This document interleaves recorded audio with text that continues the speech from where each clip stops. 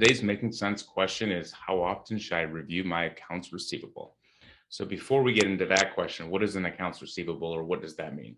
That means amounts that you've invoiced your customer, whether it's when you've sold a product or delivered a service to them.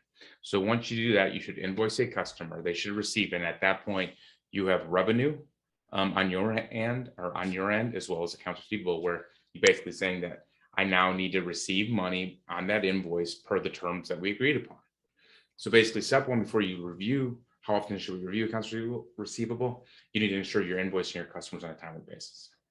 After that, you should be reviewing your accounts receivable. I would say best practices once a week.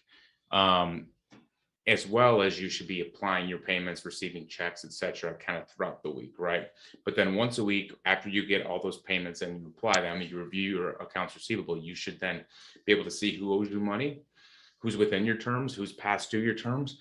And then at that point, you need to reach out and communicate to them, to your customers, and say, hey, you are past due on this invoice. I need to get paid. Please give me an update on payment status.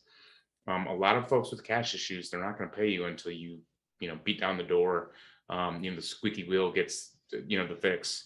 Most people deal with people that scream the loudest, right? So I would say that's what you have to do. Review weekly, follow up weekly as needed. Additionally, one last thing is, I'll say that some folks that I have conversations with, they're stressed out about being the point person to reach out to the customer, because they're the one that has the relationship with that customer, and so it could impact sales.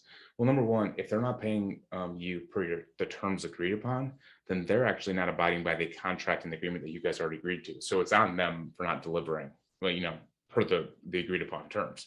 So you should be reaching out to them consistently. I would say at the end of the day, if you're stressed out about that, two things you can do: hire a bookkeeper to do it for you, or the second thing is get a different email address and then email them from that email address saying, hey, I'm the bookkeeper at mycompany.com.